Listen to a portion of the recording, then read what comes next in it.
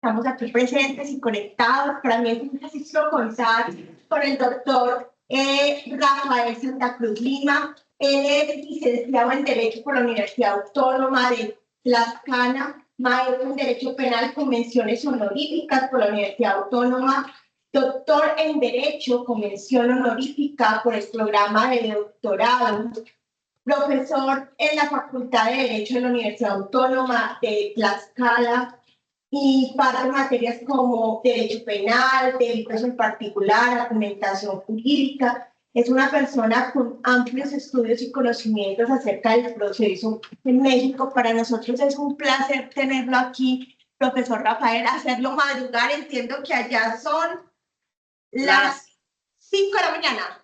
5:55 de la mañana. Entonces, imagínense que lo tenemos aquí bien madrugadito.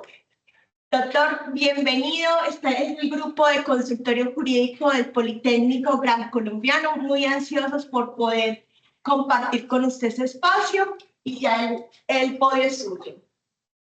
Bueno, primero que todo, muchas gracias por la presentación, agradecidos con la profesora, la maestra Joana Marcela Lopera Narváez por esta gentileza invitación, sobre todo el espacio que me brinda Politécnico Gran Colombiano, por estar platicando esta mañana con ustedes, saludarlos a todos los alumnos que, como siempre, valoro a aquellos alumnos que tienen esa disciplina, esa constancia y esas ganas de aprender, y a pesar de, la distancia, a uno le gustaría estar de manera presencial allá, pero afortunadamente contamos con la tecnología que nos permite acercarnos. A mí me da mucho gusto estar con ustedes. Ya hemos trabajado con la gente del Politécnico Gran Colombiano, específicamente con el profesor Gabriel Dereix, que ha participado también aquí con nosotros en algunos eventos académicos, y viceversa, un servidor también a distancia ha participado con algunos eventos con la Universidad Politécnico Gran Colombiano.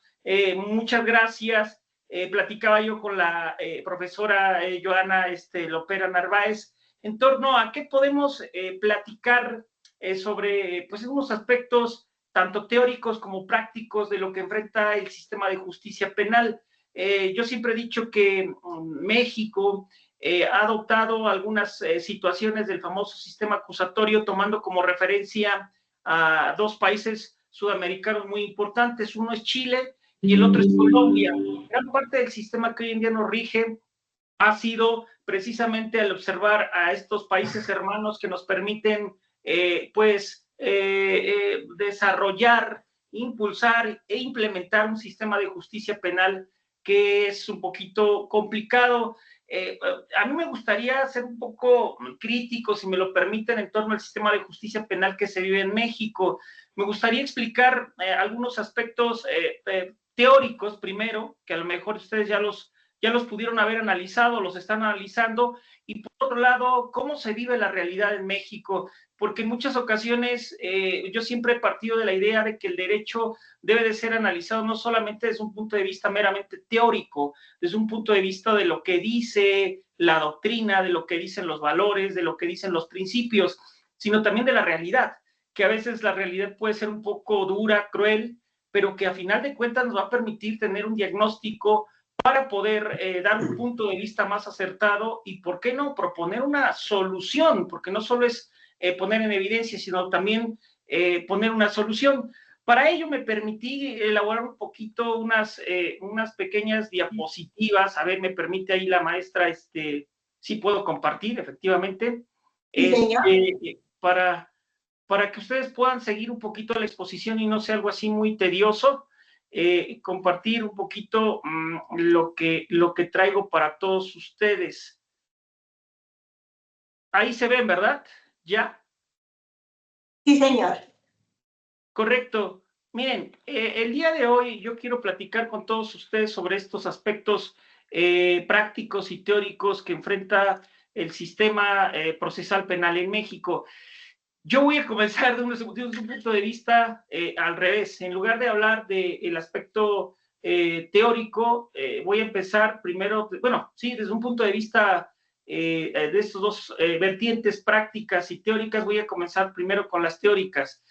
Mire, ¿por qué en México se habla de un nuevo sistema, entre comillas, nuevo, ya no tan reciente, pero por qué se habla de un sistema penal que ha buscado yo le he puesto ese nombre como que humanizar el castigo, como que humanizar el jus puniendi, para humanizar el aspecto sancionador que tiene el Estado. Miren, la reforma en México de lo que hoy conocemos como sistema acusatorio se inició en el año 2008 con el objetivo de transitar de un sistema inquisitivo a un sistema acusatorio. Para nadie es un secreto que en Latinoamérica se vivían sistemas procesales, algunos decían, no, no son inquisitivos, pero son mixtos, buscan darle un rostro más humano, un poquito más protector y legitimador de los derechos humanos, pero que había ciertos vicios. ¿Qué vicios podíamos presentar?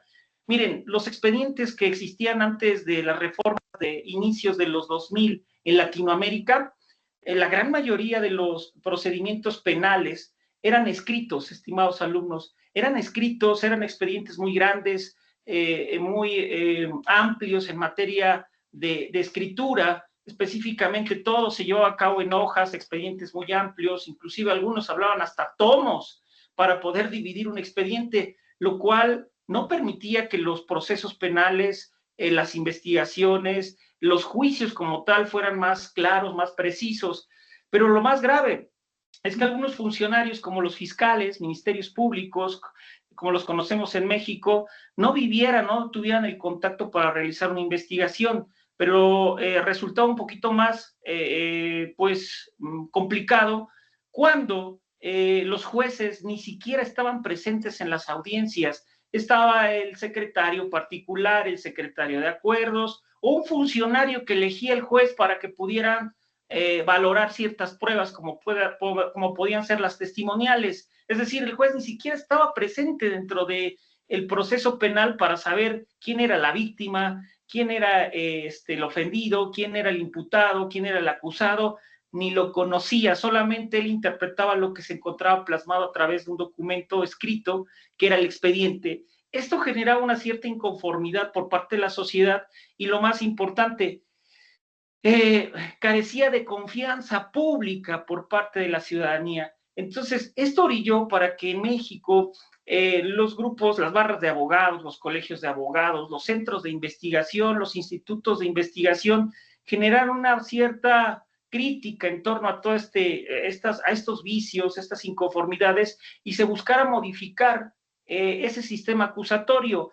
Ya con antelación en Latinoamérica, dos países habían implementado el sistema acusatorio, como era Chile en el año 2000 y Colombia, me parece, en el año 2004, ya había implementado el sistema acusatorio. Entonces México exigía a través de las comunidades jurídicas que no estaban dentro del aparato institucional, pues una modificación a este sistema tan complicado, tan tardado para la sociedad. Y es por eso que la sociedad civil se manifestó para que el Congreso, la Cámara de Diputados en México, reformara la Constitución, y en el año 2008, como lo establezco aquí en este primer punto de la lámina, se transitó de un sistema inquisitivo a un sistema acusatorio. Sin embargo, dentro de esta reforma se dio un plazo de 8 años para que pues se capacitara, se profesionalizara, se crearan leyes reglamentarias para poder echar a andar como tal este sistema acusatorio. Es por ello que el sistema penal acusatorio entró en vigor en todo el territorio nacional en el año 2016.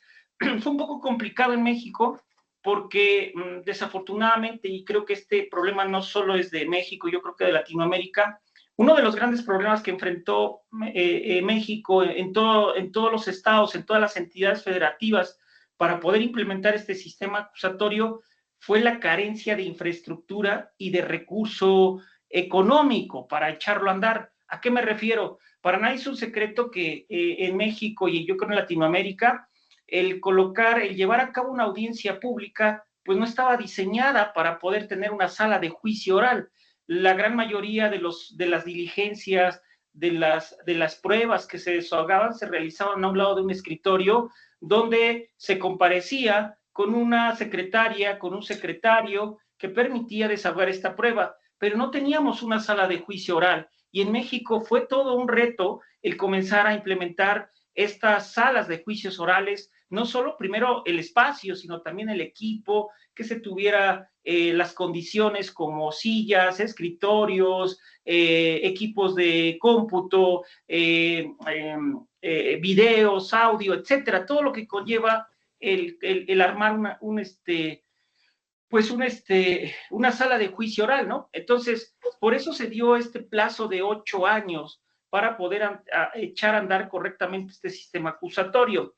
La reforma ha tenido como objetivo mejorar la eficiencia y la justicia en el sistema penal, pero ha enfrentado desafíos importantes en su implementación. Por supuesto que sí, yo creo que cuando viene un modelo, un nuevo paradigma, pues uno de los primeros retos que encuentra es el hecho de la falta de credibilidad, o más bien la falta de confianza en implementarlo.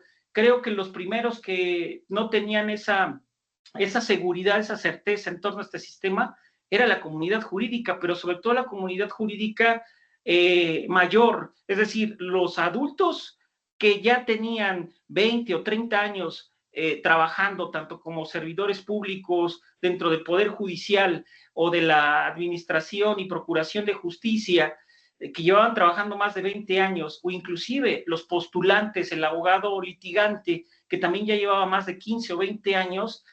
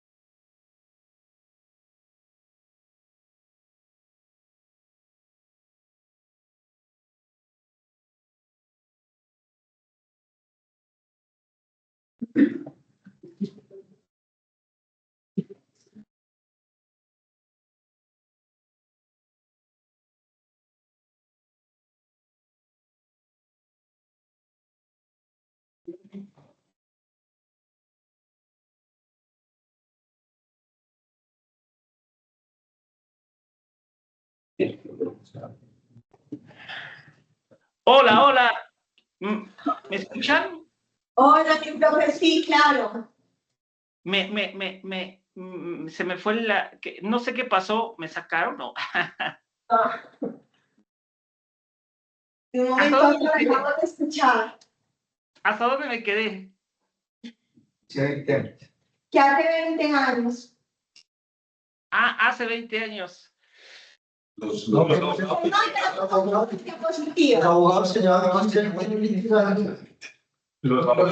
empleados que llevan 15 o 20 años trabajando. Ahí me quedé. Sí, discúlpeme, no me di cuenta, yo estaba hablando y de repente dije, ya no escucho nada, como que siento que la profesora Joana me está haciendo bullying cibernético. No es cierto. Bullying, iba a decir bullying, pero bullying, de burla. Pero bueno, vamos a compartir, discúlpeme, no, yo estoy aquí tranquilo, no pasa nada, pero sí vi que ya no los veía, dije, qué raro. En fin, miren, vamos a compartir otra vez las láminas. Creo que aquí me quedé. Sí, ahí está, ¿verdad? Me quedé, creo que la reforma ha tenido como objetivo mejorar la eficacia y la justicia del sistema penal, pero ha enfrentado desafíos importantes en su implementación. Sí, por supuesto. Uno de los grandes retos, decía yo hace un ratito, es que en México, sobre todo los abogados, la comunidad jurídica, que ya llevaba más de 20 años trabajando tanto en la procuración como en la administración de justicia, inclusive en la comunidad litigante, los abogados postulantes, no veían con buenos ojos la implementación de este sistema. ¿Por qué? Porque muchos de ellos ya estaban acostumbrados a los trámites burocráticos escritos. Uno de los grandes problemas, y lo voy a decir aquí, y se vale cuando se trata de la academia el poner en evidencia este tipo de cosas, es que gran parte de la comunidad jurídica en México no estaba acostumbrada a hablar en público, no estaba acostumbrada a dar razones, argumentos tendientes a defender una postura, ya sea defendiendo al inculpado o inclusive formulando la imputación como ministerio público, como fiscal.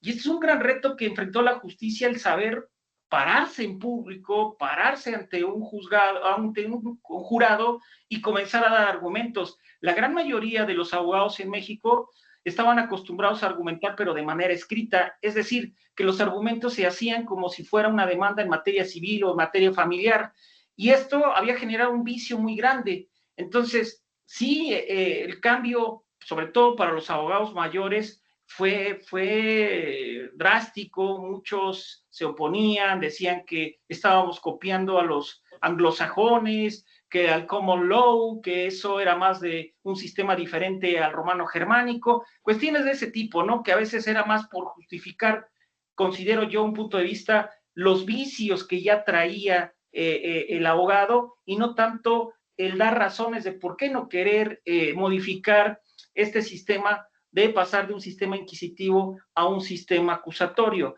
Ahora, ¿qué características tiene el sistema acusatorio? Pues yo creo que en Latinoamérica, pero en México específicamente, los aspectos que se comenzaron a analizar desde el punto de vista teórico son los siguientes. Miren, una de las características fue la separación de funciones, que quedara claramente determinada, que el Ministerio Público debe investigar y acusar, mientras que el juez debe juzgar y sentenciar. Esto, por supuesto, que es fundamental en todo sistema acusatorio, el dividir estas funciones, el separarlas, porque para nadie es un secreto que hubo etapas donde a veces el juez solamente confirmaba lo que hacía el Ministerio Público, y el Ministerio Público, pues con afirmaciones muy sencillas, muy poco fuertes, generaba lo que era una acusación. Les voy a poner un ejemplo.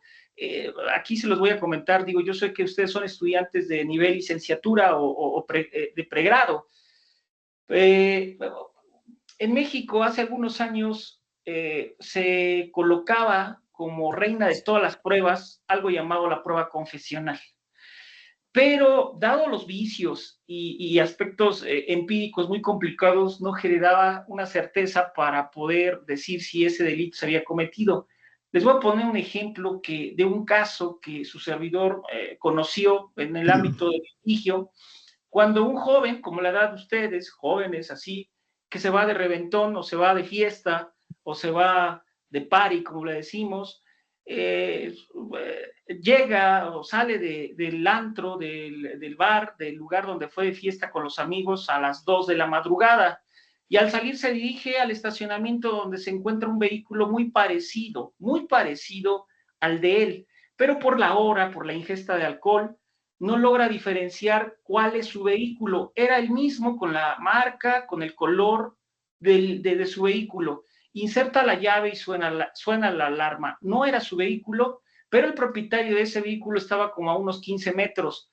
Corre, lo detiene y llama a la policía diciendo que esta persona quería robarse el vehículo. Bueno, la policía llega y lo pone a disposición del Ministerio Público, del fiscal. El fiscal, por cuestiones ahí burocráticas, lo lleva con la policía ministerial, la policía de investigación, y la policía de investigación comienza a formularle ciertas preguntas, intimidándolo. Inclusive se habla dentro del expediente que lo comienzan a torturar con agua mineral por las fosas nasales, con la intención de que él firmara una declaración de que era el jefe de una banda organizada de roba coches o de vehículos.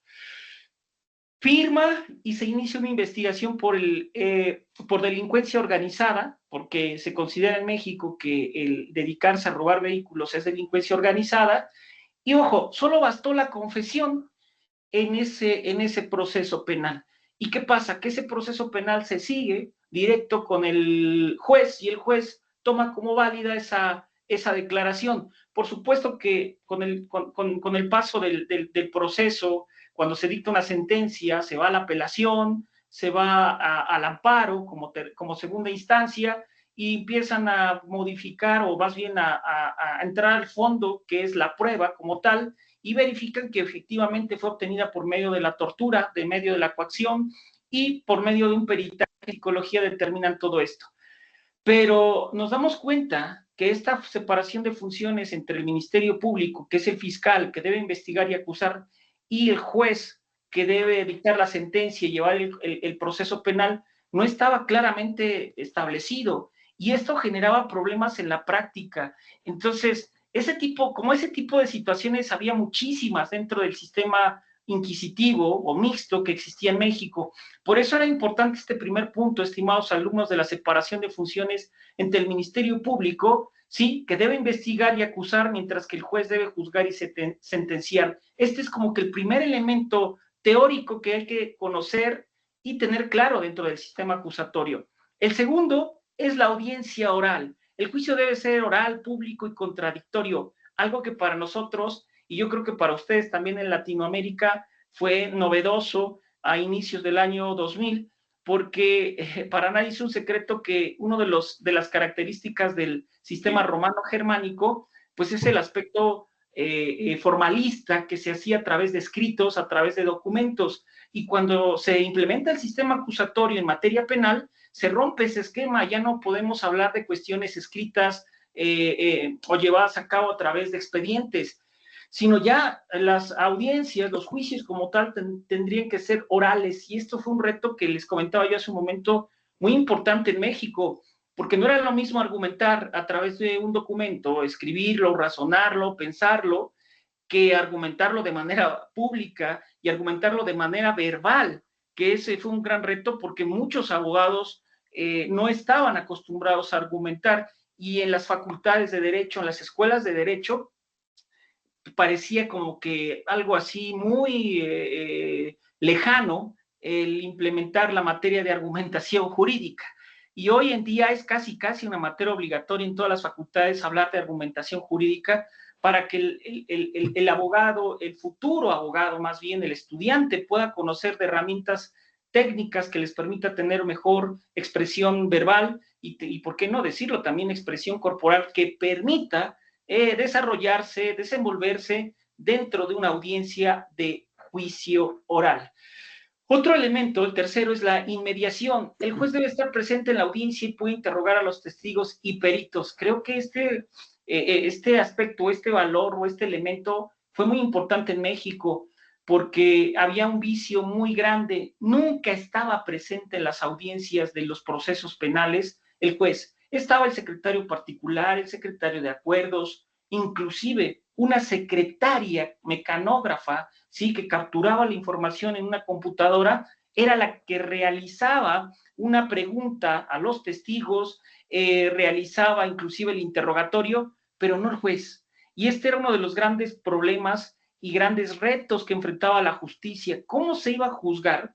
¿Cómo se iba a dictar una sentencia si el juez no conocía ni a la víctima, ¿sí?, al ofendido, mucho menos al acusado, al procesado, y no sabía qué había pasado y cómo se manifestaban los testigos porque nunca estaba presente en las audiencias? Lo único que él hacía era leer el expediente que era escrito y en torno a lo que se había transcribido, tomar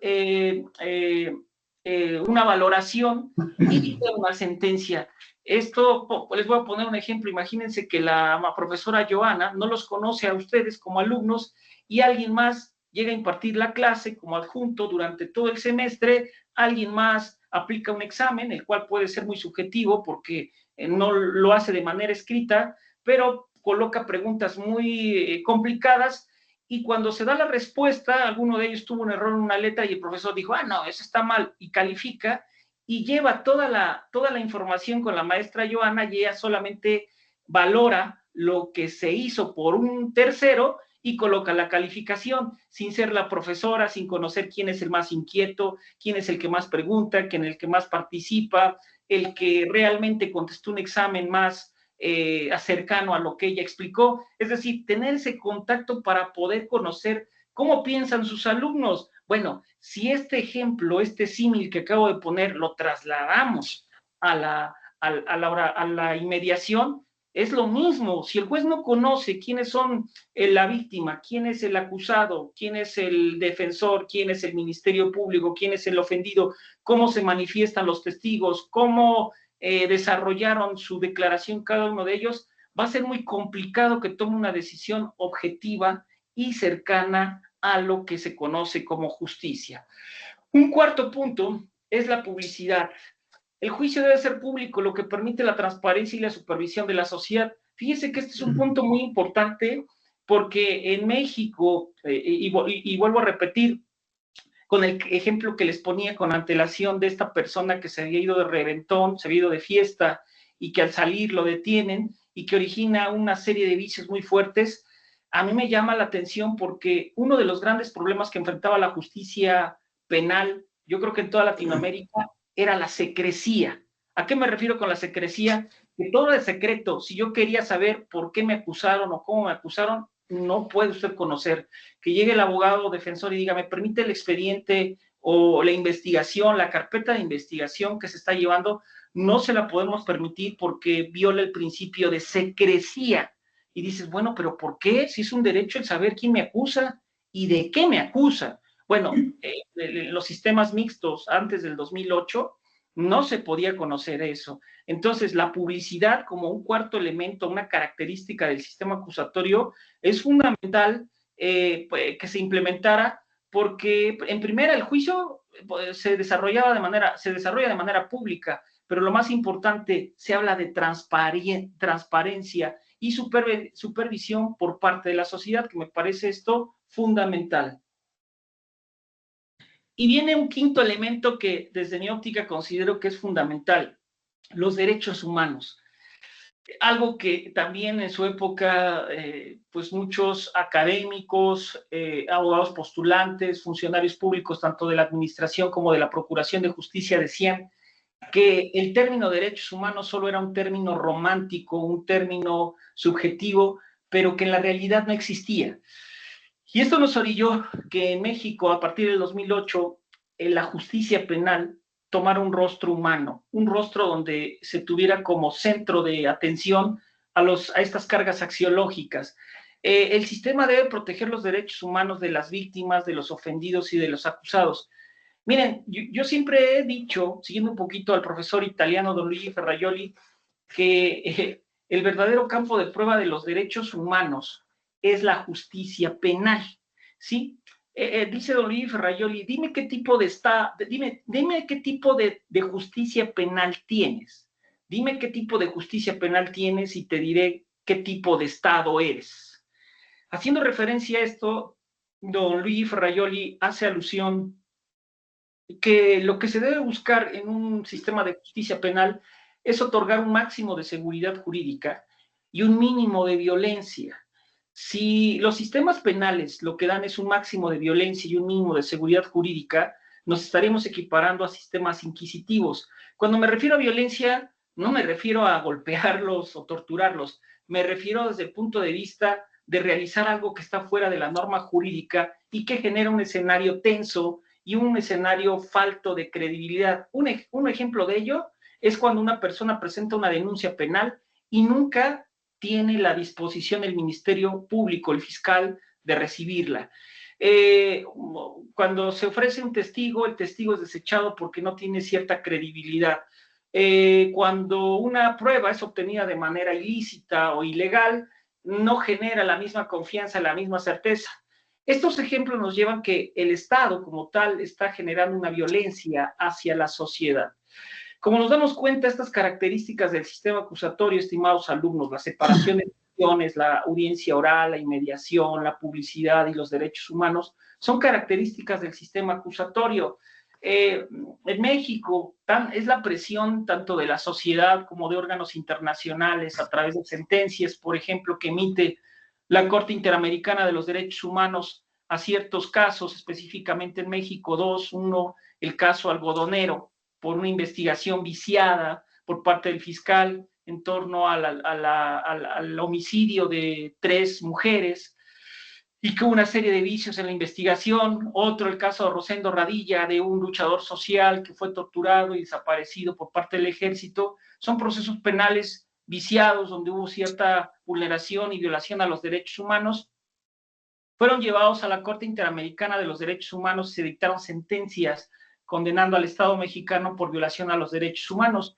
Todo esto obligó que en México no solo se modificara el sistema penal a través de pasar de un sistema mixto a un sistema acusatorio, sino lo más importante, obligar a través del sistema acusatorio y a través de estas sentencias tan importantes, modificar el texto constitucional y quitar el término garantías individuales y pasar a lo que hoy conocemos como derechos humanos, que es importante recalcar en eso, derechos humanos que han sido, digamos, reconocidos a través del texto constitucional. Con esto, estimados alumnos, cierro lo que fueron los aspectos teóricos. Ahora vienen los aspectos prácticos de cómo se vive la justicia penal en México.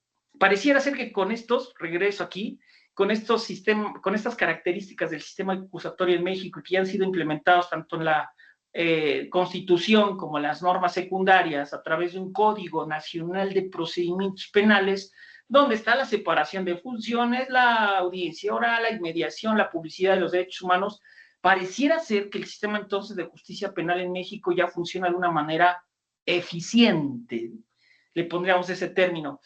Pues vamos a pasar a aspectos prácticos para que ustedes tengan un panorama de cómo es la justicia penal en México. Por supuesto, esto no es lo que yo creo, lo que yo pienso, lo tomo de información de los organismos autónomos de este país que se encargan de elaborar los datos duros, los datos fuertes, los datos crueles que se viven en la realidad. Miren ustedes, ¿cuál es la problemática que hoy enfrenta casi 2024-2025 la justicia penal en México? Miren, la Encuesta Nacional de Seguridad Pública Urbana del INEGI, el INEGI es un Instituto Nacional de Geografía y Estadística, estimados alumnos, es un órgano autónomo constitucional, esto es equiparado como la Comisión Nacional de los Derechos Humanos, el Banco de México, que son órganos constitucionales autónomos. ¿A qué me refiero? Que son órganos que están plenamente establecidos en la Constitución y nos describen cuál es su funcionamiento. Estos órganos buscan siempre darle legitimidad y contrapeso a la división de poderes que existe en todo Estado de derecho. Bueno, el Instituto Nacional de Estadística y Geografía e Información en México, el INEGI, es un órgano constitucional autónomo y que obtiene información de muchos sectores, entre ellos el aspecto institucional, para conocer cómo está la realidad. La información que ellos emiten es objetiva, es imparcial y busca generar en la sociedad una confianza pública. Bueno, este órgano realiza encuestas en materia de seguridad, en materia de pobreza, en materia de vivienda, en materia de economía. Bueno, en este sector de la encuesta de seguridad pública, publicada el 18 de enero del año 2024, descubrimos que durante el cuarto trimestre del 2023, el 60.0% de la población informó haber presenciado o escuchado comportamientos delictivos o antisociales. Asimismo, el 50.2% se relacionó con robos o asaltos, el 39.1% con la venta o consumo de drogas, el 39.1% con el vandalismo en viviendas o negocios, el 38.0% con los disparos frecuentes con armas, el 24.2% con bandas violentas o pandillerismo, el 14.1% con las tomas irregulares de luz, los diablitos, aquí se le conoce diablitos, es como si estuviéramos traficando con la energía, ¿sí? En términos generales es eso, traficar con la energía eléctrica, y el 3.3% con el robo o venta ilegal de gasolina o diésel, huachicol, que no es otra cosa que traficar con los con los combustibles como tal, ¿no? Esto es como que un pequeño diagnóstico, perfecto. Aquí viene, ¿por qué sacar estos datos estadísticos para poder entender el sistema de justicia penal? Bueno, en México el sistema penal tradicional ha mostrado limitaciones en la reducción efectiva de la delincuencia. La prevalencia de la pobreza, la desigualdad social y la falta de acceso a la educación son factores que contribuyen significativamente a la criminalidad. Este panorama resalta la necesidad de adoptar enfoques alternativos como el derecho penal mínimo, que priorice la rehabilitación y la prevención del delito. Bueno, antes de pasar a eso, fíjense ustedes, yo voy a cerrar tantito mi lámina, a ver si me dan, voy a cerrar tantito mi lámina, fíjense, voy a continuar, pero antes de ello, paralelo a este dato estadístico, Tengo otro dato estadístico que no coloqué ahí porque yo quiero platicárselos. Miren, en el año 2024, según el dato estadístico del INEGI que salió apenas hace como 8 días y que todavía no lo diseño en una gráfica, nos dice que en el año 2004 se cometieron en México 1.000.000, fíjese bien, 1.800.000 delitos en todo el país. 1.800.000 delitos de toda índole, desde robo, fraude, violación, homicidio, por mencionar algunos. 1.800.000 delitos, perfecto. De los cuales 100.000 fueron denunciados. Fíjense, 100.000 fueron denunciados, correcto. Yo les quiero formular una pregunta para continuar esta pequeña explicación. ¿Cuántos profesores tiene el Politécnico Gran Colombiano? Profesora Joana, ¿cuántos profesores tiene el Politécnico Gran Colombiano? ¿En el área de Derecho o en general? De Derecho nada más. En Derecho, aquí en la sede de Medellín, somos 37 docentes. Correcto. ¿Cuántos alumnos son? En este momento, en total, somos más o menos 1.000 y pico. Vamos, perfecto. Yo les pregunto a los alumnos, estimados alumnos, la profesora Joana no les va a poner ninguna calificación por ser honestos, pero ¿consideran que es eficiente la enseñanza del derecho en el Politécnico Gran Colombiano? Totalmente. ¿Perdón? Sí, total. Bien, perfecto. Fíjense bien, según el dato, la maestra Joana es muy tranquila, ella sabe que es un acto académico, no va a tomar represalias y dice, no, pues, oye, profesores, porque se fueron a una audiencia, etcétera. No va a haber represalia. Además, es meramente un aspecto académico que estamos haciendo. Bueno, se los comento porque, fíjense, la maestra Joana nos acaba de decir que hay más o menos 1.000 estudiantes, más o menos, y el número de profesores que acaba de decir. Miren, se los comento por lo siguiente, porque en México acabo de decir que 1.800.000 delitos se cometieron en el año 2024, de los cuales 100.000 fueron denunciados. 100.000. Perfecto. Yo hago una crítica aquí en mi facultad de Derecho cuando les pregunto a mis alumnos que aquí en la Facultad de Derecho de la Universidad Autónoma del Estado de México son 3.200 estudiantes. 3.000. Y entre profesores y administrativos somos 500. Y les pregunto, ¿cómo ven el aspecto administrativo, académico y todo? Pues, de regular a más o menos, porque las compañeras de administrativo luego no nos atienden bien para poder hacer nuestro registro, para en las inscripciones, etcétera. Perfecto. Ahora, ¿se imaginan 100.000 delitos y saben cuántos operadores del sistema de justicia hay en este país? 42. Entre fiscales, peritos, policías, jueces de control, jueces de juicio oral, jueces de ejecución de sentencias, 42 para 100.000. Imagínense, acabamos de hacer ahorita un ejemplo muy sencillo con el Politécnico Gran Colombiano. La profesora Joana nos dice cuántos profesores y cuántos alumnos. Aquí en la Universidad Autónoma del Estado de México también hago ese análisis, cuántos alumnos y cuántos. ¿Y por qué pongo ese análisis? Porque es el número de trámites, solicitudes y problemáticas que se pueden presentar en un espacio y cómo se solucionan. Bueno, a final de cuentas, cuando sucede un hecho presuntamente estimado como delito, comienza una ruptura dentro de la realidad donde echamos a andar el sistema de justicia penal de este país a través de la procuración y de la administración de justicia. Y si nos damos cuenta que son 42 operadores, y quitemos el término 100.000, porque eso es lo que se denuncia, pero 1.800.000 delitos, desde mi punto de vista considero que es casi imposible ser eficiente en el sistema de justicia penal en este país. Y yo quiero pensar que no solo en México, si lo trasladamos de Latinoamérica, puede pasar lo mismo. Es muy complicado. Por eso, yo siempre les digo a los abogados postulantes, antes de decir, es que el Ministerio Público es ineficiente, no tiene profesionalismo, no se capacita, que por supuesto son elementos a valorar, a considerar, a reflexionar. Primero hagamos un diagnóstico más amplio, un aspecto operativo más amplio a través de infraestructura, personal, si realmente eso está acorde a la necesidad que existe en una problemática de seguridad que se vive todos los días en todos los países de Latinoamérica, y nos vamos a encontrar que la problemática es mayor.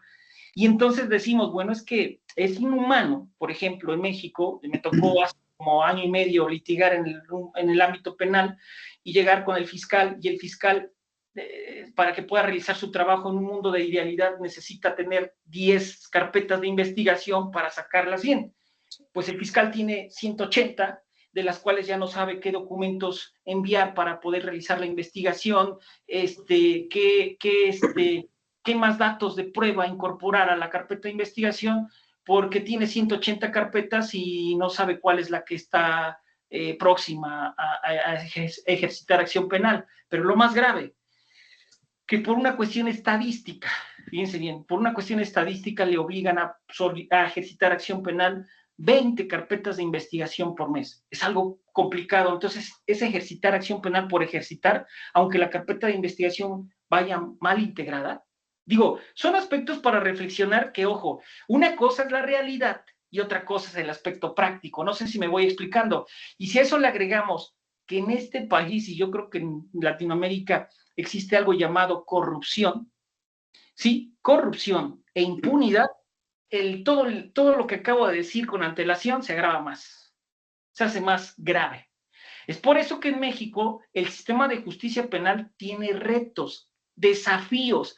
¿Cuáles son esos grandes desafíos? Se los voy a presentar a todos ustedes en este momento, pero antes de llegar a esos desafíos, sí quería hacer como que una pequeña reflexión de que, ojo, una cosa es la idealidad, decía yo, desde el punto de vista teórico de el sistema acusatorio, que tiene un rostro humano, que busca la publicidad, la oralidad, la división y la separación de funciones, etcétera. El aspecto bonito, y que, ojo, en la idealidad eso tendría que ser, pero la realidad es muy, muy, muy complicada en México, ¿no? Pues les voy a poner un supuesto. En México, para poder litigar en materia penal, paralelo a tener cédula profesional, que es un documento que expide la Secretaría de Educación Pública al abogado, ¿sí? Paralelo a ello, se requiere tener un arsenal argumentativo. Y uno de los grandes problemas que estamos enfrentando a las facultades y escuelas de derecho es que no nos enseñan a argumentar, ¿no? Como en palabras de don Robert Alexi, de don Manuel Atienza. Don Manuel Atienza dice que decidir en la vida es muy fácil. Hoy pude haber decidido no conectarme a la clase y decirle a la profesora Joana, ¿sabe qué, profesora? Fíjese que ayer viernes me fui de reventón y estoy desvelado, ¿no? No pude llegar. En mi casa me dijeron que tomara con medida y yo hice caso, tomé pura cebada reposada y fermentada de 20 litros y ya no pude presentarme. Dicen que en la vida lo más fácil es decidir.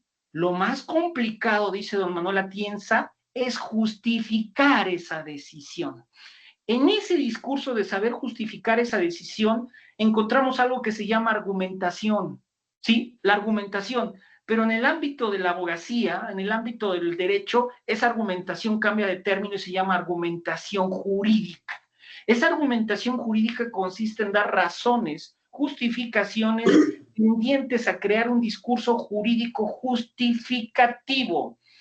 Y en México carecemos de ese discurso jurídico justificativo, carecemos de argumentación jurídica y hace falta trabajarlo muchísimo, porque no solo argumenta el abogado postulante, no solo argumenta el fiscal, el Ministerio Público, también el juez, al momento de decidir, al dictar una sentencia, ¿sí? Condenatoria o absolutoria, debe de argumentar y justificar correctamente esa decisión. Y ese aspecto argumentativo considero que en México no lo hemos trabajado de manera correcta para formular y elevar ese arsenal argumentativo dentro del aspecto de la academia. Pero bueno, regresando, quiero compartirles a través de esta reflexión qué desafíos enfrenta la justicia penal en la realidad en México. Miren ustedes,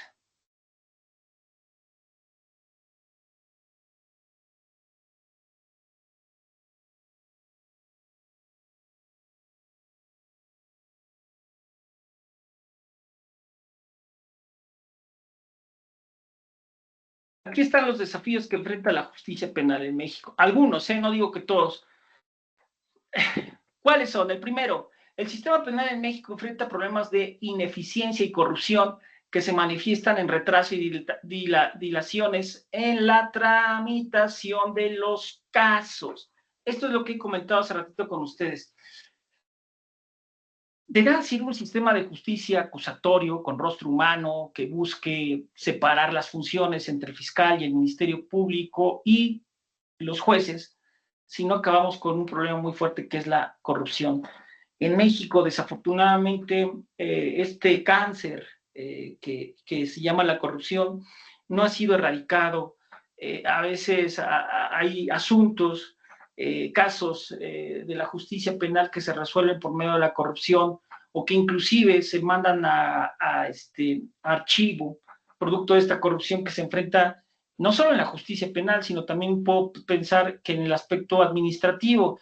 Y creo yo que hasta que no se acabe este tipo de prácticas, ningún sistema de justicia, ninguna implementación de valores, de cargas axiológicas que se lleven a cabo en el aspecto operativo, serán eficientes si este cáncer, este aspecto negativo llamado corrupción, es erradicado. Creo que ha sido uno de los grandes retos que enfrenta, o los desafíos que enfrenta nuestra justicia penal en México, porque la corrupción desafortunadamente no permite realizar procesos penales correctos o justos, ¿no? Y que se manifiestan en el retraso y dilaciones en la tramitación de los casos. Esto, pues sí, desafortunadamente no permite que la justicia realmente se lleve a cabo. Les voy a poner un ejemplo. Hace un año, aproximadamente por el mes de abril del año 2024, yo estaba realizando un paper, un artículo para una revista aquí nacional, y que me pedían hablar sobre la confianza pública. Y hay un autor que se llama Aharon Barak, que es un autor, un juez norteamericano de origen israelita, la ironía de la vida, ¿no?, del Medio Oriente, pero que llegó a formarse académicamente y se hizo juez en los Estados Unidos de Norteamérica. Este autor escribe un libro que se llama Un juez reflexiona sobre su papel en una democracia constitucional. Aharon Barak hace referencia que para poder llevar a cabo la función de juez se requieren tres aspectos muy importantes, o precondiciones, él establece en ese libro, precondiciones judiciales. Una es la independencia judicial. Dos, la objetividad e imparcialidad. Y tres, la confianza pública. En eso de la confianza pública hace referencia que no solo se circunscribe al juez, sino a los servidores públicos, tanto del Poder Ejecutivo, Legislativo, inclusive de los órganos constitucionales autónomos. Bueno, tomando como referencia lo que dice Aharon Barak, yo me di la tarea de formular un cuestionario hacia la sociedad. Y una de esas preguntas que yo les formulaba era, ¿qué opinan del sistema de justicia penal en México? Y unos decían que no creían, que no tenían confianza en el sistema de justicia penal en México. Y les preguntaba, hacía otra pregunta, que si ellos habían sido víctimas de un delito, y me decían que sí, que habían sido víctimas de un delito en el transporte público, en las calles, transitando por algún parque o por las aceras, en algún centro comercial, en algún cajero de las instituciones financieras o de las instituciones bancarias, y que sí habían sido objeto de un hecho presuntamente estimado como delito, pero que esa confianza pública no se concretaba, o más bien no se generaba esa confianza debido a que ellos no denunciaban.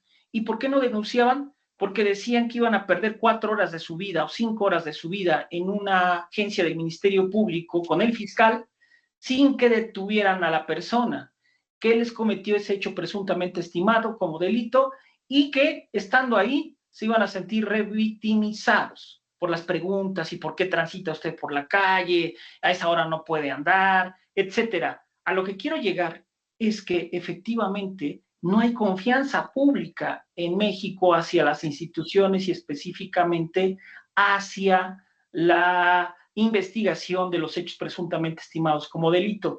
Por eso digo que estos desafíos, el primero, el sistema penal en México enfrenta problemas de ineficiencia. que paralela de la corrupción, los dos generan algo llamado falta de confianza pública. La gente no cree en las instituciones y lejos de acudir a ellas, muchos no generan esa certeza. Es por ello que hace un momento cuando les platicaba de que hay 1.800.000 delitos, pero se denuncian 100.000, viene la pregunta, y entonces el 1.700.000, ¿qué pasa? Pues que no se denuncian, y no se denuncian por esa falta de confianza pública. Lógico, entre ese 1.700.000 de delitos, algunos son delitos como puede ser un robo de un bien que no pasa los $3, puede ser inclusive una difamación, es decir, hablar mal de una persona, es decir, no son delitos considerados como graves, no son delitos que vulneran bienes jurídicos importantes, pero a final de cuentas sí transgreden la norma jurídica y constituyen parte de una estadística, ¿sale? Este es parte de uno de esos grandes desafíos. El segundo, la falta de acceso a la justicia para las personas más vulnerables es un desafío importante. Esto hay que tenerlo en claro, estimados alumnos, porque desafortunadamente en México, siendo un país con un territorio muy amplio, hay comunidades donde todavía las personas hablan un dialecto, todavía no hablan el castellano, hablan su lengua nativa, y que en ocasiones son objeto de delitos, de hechos presuntamente estimados como delito, y que a veces por esa falta de comunicación a través del castellano, a través del diálogo, no pueden acudir a denunciar cuando les roban algo, cuando les secuestran, cuando generan un homicidio, porque a veces todavía nuestra justicia no tiene esa posibilidad, aunque la ley dice, habla de traductores, no todas las agencias del Ministerio Público, no todos los juzgados tienen un traductor para poder llevar a cabo ese tipo de interpretaciones. Es por ello que esto genera una falta de acceso a la justicia para las personas vulnerables, ¿no? Entonces, sí hay que trabajar mucho en ese aspecto, pero es lo que se enfrenta hoy en día la justicia penal en México. Un tercer punto, la reforma del sistema penal en México ha sido un tema de debate en los últimos años con el objetivo de mejorar la eficiencia y la justicia en el sistema penal. Sí, por supuesto, es un tema de debate desde el punto de vista, yo les voy a poner algo. El primer respondiente es algo que yo he venido platicando en los últimos meses. La justicia penal, o más bien para que el Ministerio Público, el fiscal, realice una correcta investigación, tiene que utilizar o auxiliarse de la policía. El primer respondiente debe estar correctamente capacitado. ¿A qué me refiero? Que el policía que coadyuva en la investigación debe de utilizar términos correctos. A veces dentro de la investigación el primer respondiente confunde términos como estado de embriaguez con estado alcohólico, y en la norma secundaria no es lo mismo el estado de embriaguez que aliento alcohólico. El aliento alcohólico se obtiene por medio de un vaso de cerveza, pero no significa que tenga estado de embriaguez. Sin embargo, el estado de embriaguez sí genera efectos, inclusive es calificativa o es agravante en ciertos delitos, pero si el policía que realiza la función de primer respondiente no está correctamente capacitado, correctamente profesionalizado, genera ese tipo de términos que, lejos de ayudar a realizar una investigación de manera correcta y adecuada, genera ineficiencia dentro del sistema de justicia penal. Son aspectos a trabajar, son aspectos a mejorar dentro de los desafíos que enfrenta la justicia penal en México. Quiero ir concluyendo, estimados alumnos, y dejar abierta la puerta para poder platicar si se formula alguna pregunta.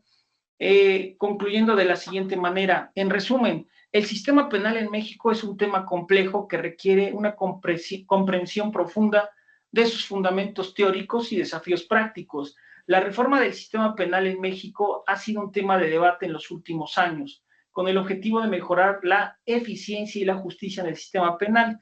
Es fundamental garantizar los derechos humanos y el acceso a la justicia para todas las personas en el sistema penal en México. Entonces, pues yo quisiera más que otra cosa abrir el debate, la plática, en torno a estas pequeñas reflexiones que son muy, muy subjetivas, pero es para comprender que una cosa es la idealidad y otra cosa es la realidad. Y en ocasiones hay que ser muy objetivos y analizar que la realidad pues supera por mucho a la idealidad, pero yo creo que para eso todos los que trabajamos en el derecho debemos de aportar un granito de arena. Yo les digo a mis alumnos, y yo se los digo a ustedes con mucho aprecio y mucho respeto, ¿queremos mejorar el sistema de justicia penal? Sí. ¿Cómo lo podemos hacer? Pues estudiando, porque los próximos fiscales están sentados ahí en el salón de clases, los próximos abogados postulantes están sentados ahí en el salón de clases, los próximos jueces de control, de juicio oral, de ejecución de sentencias, están ahí sentados en este salón de clases. Y los profesores jugamos un rol muy importante para mejorar, aportar estos errores, estas deficiencias y estos grandes retos que enfrenta el sistema de justicia penal. Y creo yo que la única manera es trabajar, concientizar, pero sobre todo tener ese rol protagónico de transformación que debemos hacer cada uno de nosotros. Creo yo que ese es el aspecto principal en el que debemos de trabajar todos los que nos dedicamos al derecho y específicamente a la justicia penal y al derecho penal para poder modificar lo que en la realidad no está trabajando de manera correcta. Entonces, por mi parte sería cuánto quedo a disposición de alguna pregunta o preguntas que se quisieran formular. Muchas gracias, maestra Joana. Muchas gracias, profe Rafael. No sé si alguno tiene una pregunta. Gustavo. Doctor, muy buenos días. Agradecerle primero el espacio que nos ha brindado, el sacrificio que ha hecho también por navegar con nosotros. Mi pregunta es, ¿en México se puede vincular a una persona en ausencia? Interpreto que la pregunta va enfocada a que no esté presente en la audiencia, ¿cierto? El acusado, el imputado o el procesado investigado, si debe estar presente en todas las audiencias o si se puede iniciar un proceso penal en su ausencia. Voy a clarificar un poquito, sí y no. A ver, es que en México, yo creo que en los países latinos se utiliza la figura de la orden de aprehensión. En el artículo 16 de nuestro texto constitucional hace referencia a algo. No podrá librarse orden de aprehensión sin que preceda denuncia o querella por la autoridad judicial de un hecho que la ley señale como delito. ¿Cuál es el objetivo de esta orden de aprehensión? Que el presunto responsable pueda llegar al juzgado y sepa de viva voz del juez quién lo acusa y por qué lo acusa. ¿Sí? ¿Quién lo acusa y por qué lo acusa? El objetivo es que se conozca no solo la versión del fiscal, del Ministerio Público, sino también la versión del presunto responsable del hecho. Una vez que se conocen las dos versiones, el juez valorará si vincula o no a proceso. Ahora, viene aquí la pregunta, por eso decía sí y no, si el delito por el cual se le está acusando al presunto responsable no se considera como grave, aplica la caución. No sé si me voy explicando, la caución es pagar una cantidad de dinero para salir de esa medida provisional que que dicta el juez, como es la orden de aprehensión, y continuar con el procedimiento fuera. Pero siempre el presunto responsable sabe de viva voz por parte del juez quién lo acusa y por qué lo acusa y saber si se vincula o no a proceso. Es decir, que sí debe de conocer, ya sea él o su representante jurídico, en este caso la defensa. Pero sí necesariamente tiene que estar, porque si no se estarían violando derechos fundamentales, derechos humanos. Mi profe Rafael, si la persona es renuente, caprichosa o no se localiza para hacer ese acto de vinculación de conocimiento, ¿se suspende el proceso penal? Pues digamos que está suspendido porque no se puede iniciar un proceso penal, o mejor dicho, no se puede iniciar el juicio como tal sin tener la versión del presunto responsable. Necesariamente, digamos que queda en stand-by esa orden de aprehensión y el procedimiento no inicia, o más bien el juicio no inicia hasta que se conozca la versión del presunto responsable. porque no se puede iniciar un juicio sin tener una versión. De hecho, el debate, el juicio como tal, solo se puede iniciar cuando hay dos versiones, tanto la del fiscal que acusa como del presunto responsable que tiene que responder en torno a esas aseveraciones que formula el Ministerio Público. Si no se conoce esta, es decir, si no se ejecuta la orden de aprehensión, no se inicia el juicio y queda ahí estancado hasta que se ejecute la orden de aprehensión. Mi profe, ya con eso que me está diciendo, entonces, ¿cuál es el término de prescripción de la acción penal en México? Ese es muy fundamental. Es un debate que ha surgido, que inclusive se ha llevado a los tribunales, inclusive a la Suprema Corte de Justicia de la Nación, porque se supone que la prescripción es un aspecto que no solo está en el ámbito penal, está en el ámbito fiscal, en el ámbito administrativo, pero en el derecho penal, la doctrina decía que todos los delitos prescriben en torno a su aspecto aritmético, cuál es la pena máxima y mínima, y a partir de ello se suman los dos y se divide entre dos. Y esa división nos permite decir que si son un delito, por ejemplo, de robo, un término mínimo, 1 año, un término máximo, 5. Se suman los dos, 1 y 5, 6. Entre 2, 3.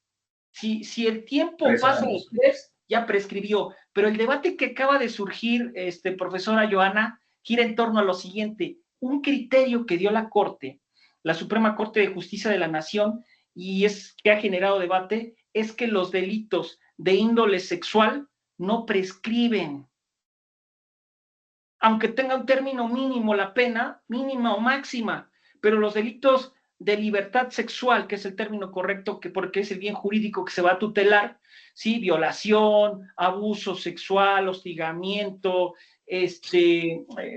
por mencionar algunos, no prescriben, aunque cada uno de ellos tenga una pena mínima o máxima, no prescriben, y ese es el debate que ha surgido en los últimos años aquí en México, decir, bueno, ¿por qué? Si a final de cuentas una persona, si es acreditada como culpable, responsable del hecho presuntamente estimado como delito, se le tiene que imponer una pena mínima o máxima, y entonces al tener ese aspecto aritmético, ¿por qué no prescribir? Y dicen, no, porque el bien jurídico que se está tutelando es uno de los más preciados, más valorados por el ser humano. Entonces, esto se ha resuelto hace 2 años aproximadamente y ha generado un debate que antes entendía que todos los delitos en materia penal prescribían, y en los últimos 2 años se estableció que el delito de violación, o los delitos más bien, perdón, de libertad sexual no prescriben. ¿Alguna otra pregunta? Varias preguntas por acá. Doctor Rafael, buenos días. Hola, Rafael, buenos días. Yo quería hacerle una consulta. En el entendido, pues en la justicia colombiana tenemos al juez, al fiscal como ente acusador, y tenemos acá como Ministerio Público un ente de control que es la Procuraduría en las audiencias. Pues lo que lo he escuchado mencionar, no sé en México cuál sería ese ente de control, pues ya que menciona Ministerio Público, hace parte de la Fiscalía como ente acusador. Allá, ¿cuál sería el que genera ese control de legalidad en los procesos o en los procedimientos judiciales? Interpreto que la pregunta va formulada: ¿quién vigila la investigación del delito? O sea, que no haya vulneración a los derechos. Sí, doctor, sí.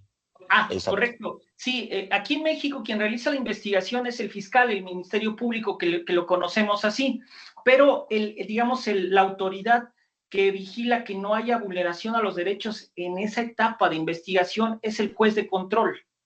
El juez de control es un ente jurisdiccional, valga la redundancia, que se encarga de vigilar que cada una de las diligencias, cada una de las actuaciones que realiza el Ministerio Público, primero esté apegada a derecho, y segundo, que no vulnere derechos humanos, no solo lo que establecen las normas secundarias, sino la Constitución. Y voy más allá, los tratados internacionales.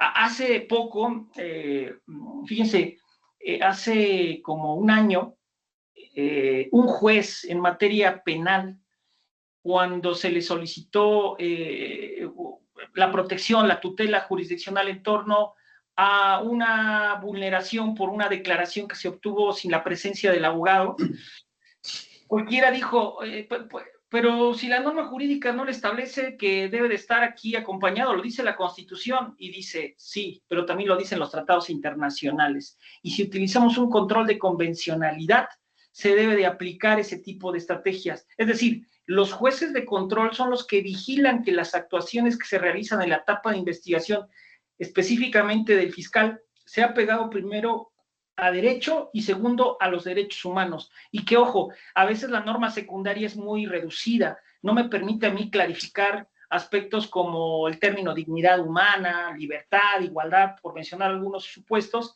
pero sí la Constitución, inclusive un tratado internacional. Y los fiscales están obligados a hacer este control de convencionalidad para que precisamente no se violen derechos humanos. Santiago. Ok, doctor, muchas gracias. Doctor, muy buenos días. Hola, buenos días. Muchísimas gracias por el acompañamiento el día de hoy. Tengo una pregunta, doctor, sobre cuáles son los mecanismos alternativos de solución de controversias que contempla el sistema penal mexicano. Muy buena pregunta, excelente pregunta. En México hay ¿cómo le puedo explicar? Pues hay una falta de credibilidad en torno a los medios alternos de solución de conflictos.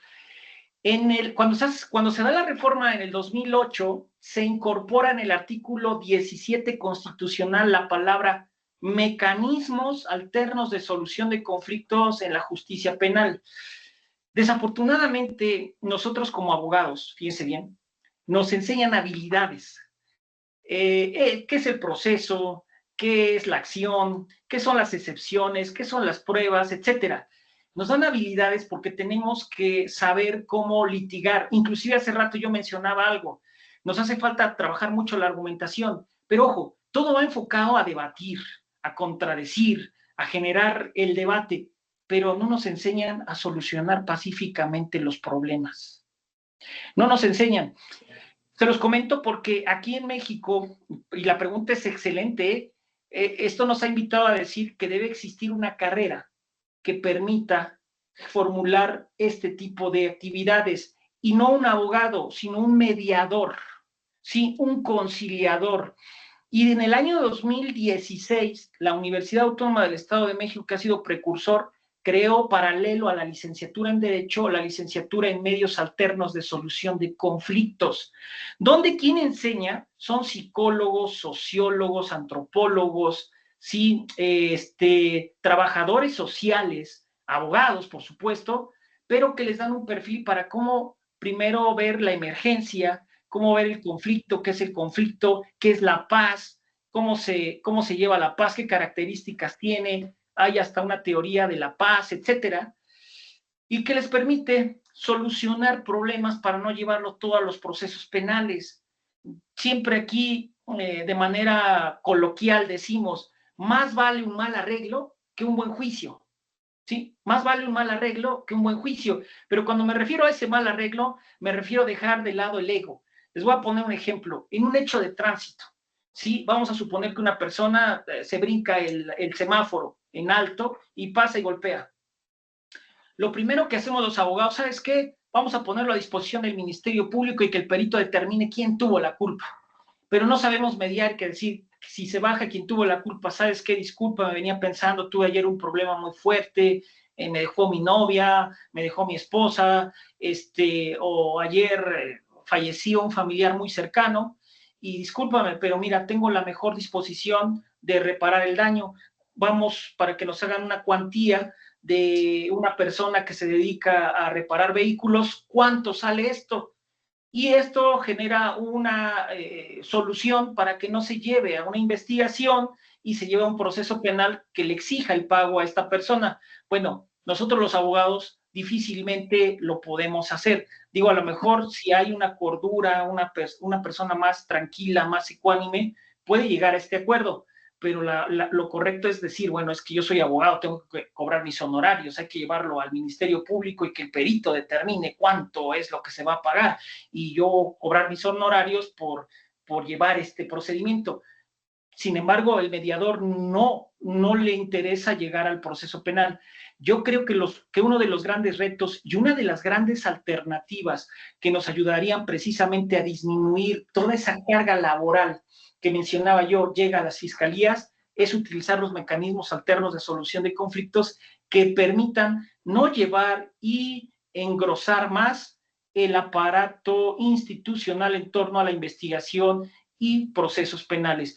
En México nos hace falta, digo, estamos trabajando, la universidad está trabajando, ya van como 3 o 4 generaciones que egresan de estos mecanismos alternos de solución de conflictos, y creo que es una alternativa para disminuir esa carga empírica de problemáticas. Pero es muy buena pregunta y creo yo que debemos aspirar a eso. Por supuesto, no en todos los casos, no todos los casos, pero sí en aquellos donde los bienes jurídicos que se están afectando por el derecho penal, sí, no sean de los más importantes, porque imagínense, yo pongo otro ejemplo, no es lo mismo una cuestión patrimonial, un aspecto económico que se puede cuantificar y que se puede pagar, a bienes jurídicos como la integridad física, la libertad sexual o la vida, que desde mi óptica no tienen cuantía y que, ojo, no pueden arreglarse de esa manera muy, muy sencilla, ¿no? Tal vez sí utilizamos una justicia restaurativa, posiblemente,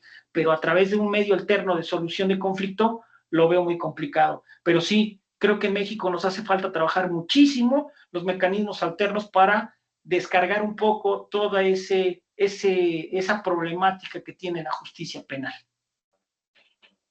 Bien levantado el sí, después listo, y Fabi, el sí. Doctor, muy buenos días, muchas gracias por la charla que nos ha ofrecido, muy interesante. Usted hablaba ahorita de los delitos sexuales que no prescriben en México. Frente a ese tema de delitos sexuales y en mi condición de mujer, yo quisiera conocer qué garantías ofrecen en México para los delitos contra la mujer. Por decir algo, en Colombia se ha tipificado el feminicidio como una conducta que lleva o ocasiona a través de la violencia la muerte en las mujeres. ¿Qué garantías tiene la mujer mexicana frente al sistema procesal penal? Híjole, es un tema muy, pues que se presta al debate. Es interesante la pregunta que me formula. Fíjese que hace 3 años en México, el fiscal general de la República, se vale aquí en el aspecto académico hacer una crítica. Dijo de una manera un poco, yo considero como desacierto, que se tenía que eliminar en México el feminicidio y ponerlo como un homicidio, pero con agravantes. Me parece un poco muy, ¿cómo le puedo decir? El término, yo creo que ignorancia. Le voy a poner el término ignorancia para no utilizar otros calificativos que pueden ser despectivos. Miren, en México el feminicidio tiene aproximadamente 12 años o 13 años que se implementó en nuestros códigos penales. Pero como yo lo he dicho y lo he dicho fuerte, soy muy crítico en ese aspecto, hay una falta de técnica legislativa dentro de esos tipos penales y voy a dar mis razones de por qué. Por supuesto que hace falta la tipificación de este hecho que vulnera una de las cosas más importantes que tienen los seres humanos, que es la vida. Pero no solo es la vida como si fuera un homicidio, es aspectos como el odio, el machismo, el aspecto de ser misógino, que están complementados dentro de ese tipo penal. El término odio como tal ya suena fuerte, pero son aspectos que describen el tipo penal. Pero aquí voy a decir cuál es la falta de técnica legislativa. Miren, en México, en los códigos penales, se ha colocado al feminicidio en un área que se llama delitos contra el género. Y aquí viene mi debate. El bien jurídico que se está tutelando no es el género, es la vida humana, y que por supuesto necesita una interpretación. Pero como yo les digo a mis alumnos, ojo, quien realiza la legislación en algunos de los casos aquí en México no son los abogados, son los diputados, los del Congreso, del Poder Legislativo, que muchos de ellos son actores, actrices, deportistas famosos, que por supuesto deberían tener asesores jurídicos, pero muchos de ellos obedecen a intereses políticos y que tienen que quedar bien con los electores. Y que cuando hacen esa modificación, ellos desconocen si el bien jurídico, siguiendo por ejemplo a don Eugenio Raúl Zaffaroni, que dice que el bien jurídico es una relación de disponibilidad entre una persona y un derecho, que el Estado protege mediante normas que prohíben la realización de determinadas conductas que las afectan, y cuando les hacen ver que es un bien jurídico y decir, bueno, es que el bien jurídico a tutelar es la vida, ¿sí? Así como del robo, el patrimonio, ellos no entienden, no comprenden de esta situación y solo se dejan llevar por esa cuestión de populismo penal, de insertar el tipo en género, cuando lo que se tiene que hacer es insertarlo ante el bien jurídico de la vida. Pero voy más allá. ¿Por qué digo que la falta de técnica legislativa? Porque el tipo penal está mal diseñado, ¿sí? Hace falta clarificar cuál tipo de odio, ¿sí? Porque hay que ser honestos, el feminicidio, digo, para nadie es un secreto que es privar de la vida a una mujer, sí, pero ¿bajo qué contexto? Y ahí en el tipo penal no viene descrito correctamente, lo que deja, ¿sí?, en estado de indefensión a este grupo vulnerable como son las mujeres. Entonces, hay que describir qué es el odio, pero qué tipo de odio, basado en qué, en un machismo, en una discriminación, basado en algo misógino, pero hay que describirlo en el tipo penal para que quede claramente establecido. Bueno, en México no existe. No sé si me voy explicando. Y ese es un problema muy fuerte. Paralelo a, ojo, yo siempre he dicho algo, yo soy partidario del derecho penal mínimo. Yo siempre formulo la pregunta, bueno, antes de llevar al tipo penal, que por supuesto yo soy partidario de que deben de estar en los códigos penales, pero digo, formulo la pregunta, pero antes de llegar al tipo penal, ¿qué ha hecho el Estado para prevenir estas conductas? Si la respuesta es nada, el problema no es el derecho penal. Digo, ya di elementos técnicos de legislativos que hace falta mejorar, pero pregunto, ¿qué ha hecho el Estado para prevenir este tipo de conductas que suceden desafortunadamente en este país? Nada. Entonces el problema no es el código penal y el tipo, es las políticas públicas que el Estado está haciendo para prevenir este tipo de conductas. Y a veces obedece a una cuestión meramente cultural, donde todavía aspectos culturales están muy arraigados. Voy a poner un ejemplo. En este país, en una familia a veces tradicional, si en la casa está papá, mamá, hijo e hija, y el hijo levanta su plato después de comer y lo lleva a la tarja para lavar, le dice, no lo laves, que lo lave tu hermana porque ella es la mujer. Ya desde ahí viene una cultura retrógrada, una cultura misógina, ¿sí? Y que eso, al fomentarlo de grande, se genera una problemática mayor. No sé si me voy explicando. Por eso hace falta trabajar en políticas públicas tendientes a cambiar ese chip, ese aspecto cultural, social, y que estoy de acuerdo con usted, que vulneran los derechos humanos de los grupos más susceptibles, más vulnerables, como pueden ser las mujeres, los indígenas, los niños, las personas de preferencia sexual diferente, de diferente género, porque vienen políticas que no están diseñadas precisamente para legitimar y proteger. En suma, sí hace falta trabajar mucho en políticas públicas, pero también desde el punto de vista legislativo, corregir esas faltas de técnicas legislativas que están en la norma jurídica.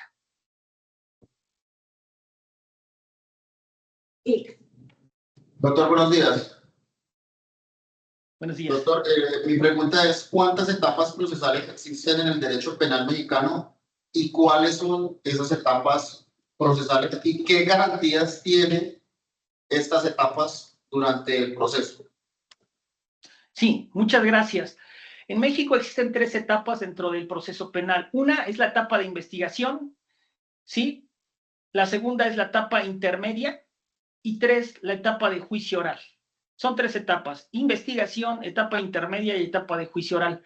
Ahora, ¿cuáles son los derechos que existen en cada uno de ellos? Híjole, pues yo creo, yo he sido partidario de decir que el proceso penal debe de estar permeado de algo que se llama cargas axiológicas que le dan contenido a la norma jurídica. Esas cargas axiológicas no son otra cosa más que los derechos humanos que han sido descritos por las normas secundarias. ¿Se acuerdan que hace un momento en mis láminas yo platicaba de la publicidad, de la contradicción, etcétera, de separación de funciones? Son valores, son principios, pero principios que son un poco a veces ambiguos. ¿A qué me refiero? Que hay que explicarlos para tratar de comprenderlos. Yo he sido muy partidario de interpretar ciertos principios que ni siquiera se conocían en este territorio y que forman parte tanto de la etapa de investigación intermedia y del proceso penal, y que, ojo, que surgen en una norma secundaria que se llama el Código Nacional de Procedimientos Penales, y que en México no los conocíamos. O sea, eran prácticamente, ¿qué es eso, no? Fíjense, les voy a hablar de esos 5 principios o valores que están en las 3 etapas. Miren, 1 es el principio de igualdad entre las partes. Segundo, el principio de igualdad ante la ley. 3, el principio de presunción de inocencia. 4, el principio de no doble enjuiciamiento. Y 5, el principio de debido proceso legal. Ahora voy a explicarlo, porque es importante conocerlos. ¿Qué es el principio de igualdad entre las partes?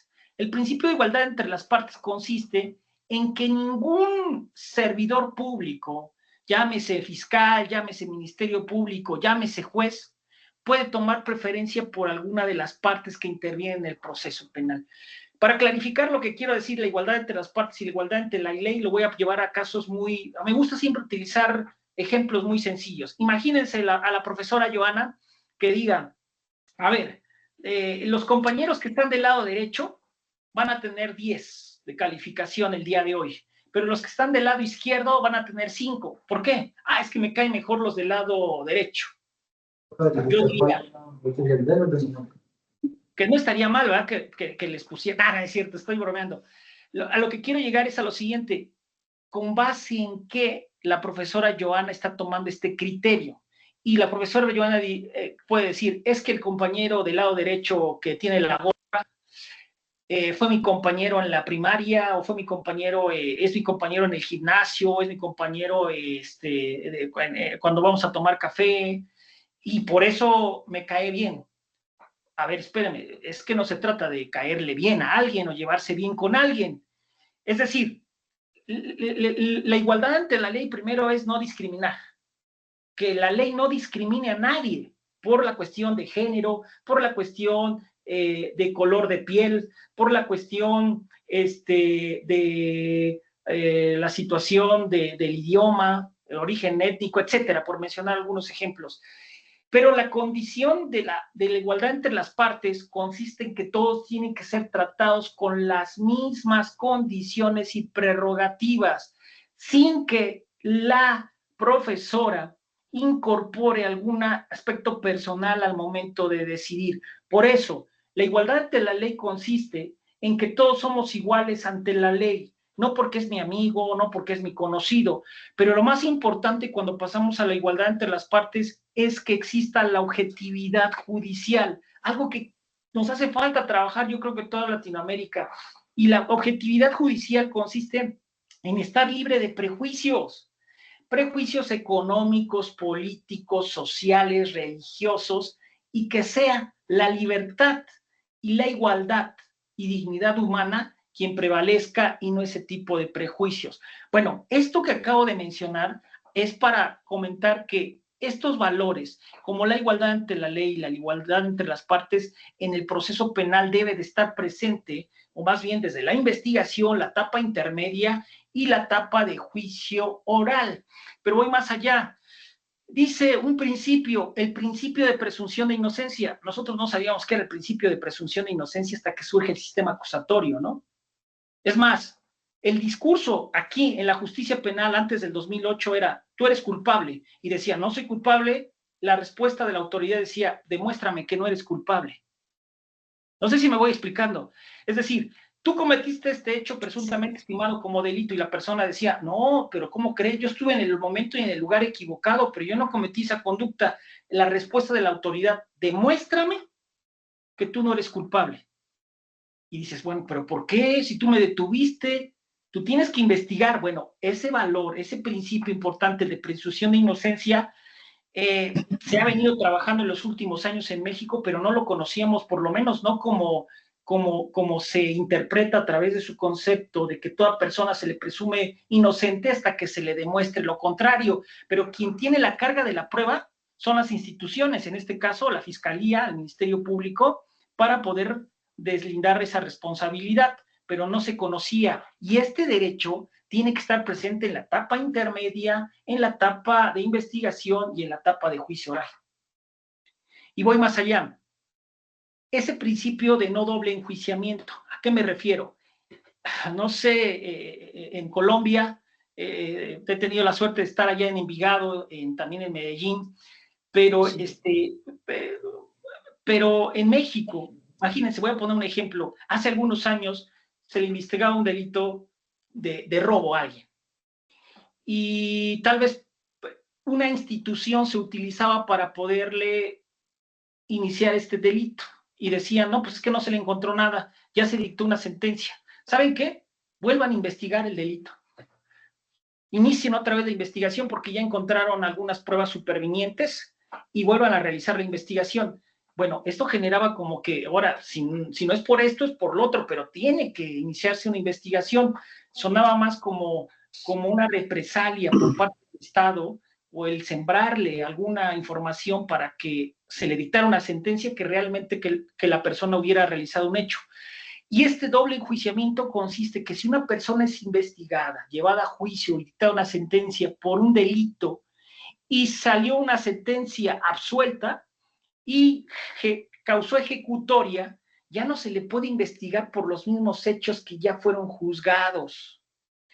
Y este es un derecho que está en la etapa de investigación intermedia y de juicio oral, algo que no existía en México. Total, ya no cometió este delito, perfecto, pues ahora investígalo por los mismos hechos, pero ahora búscale otras pruebas. Espérame, en el proceso penal, si ya se llevó a un ejercicio de la acción penal, ya se llevó a un proceso, se dictó una sentencia y se causó ejecutoria esa sentencia, no se le puede investigar a la persona por los mismos hechos por los cuales ya fue juzgado, algo que no existía. Y ese es un derecho que existe en las 3 etapas.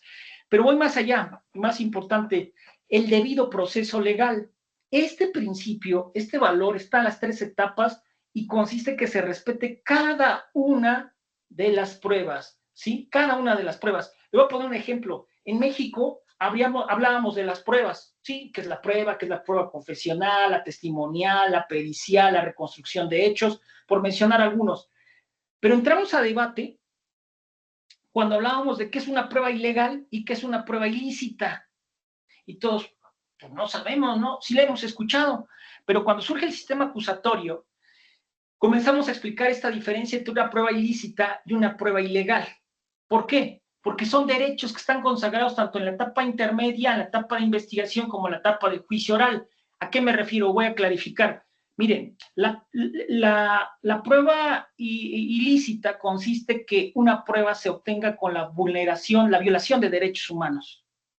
Ejemplo, obtener una confesión con tortura.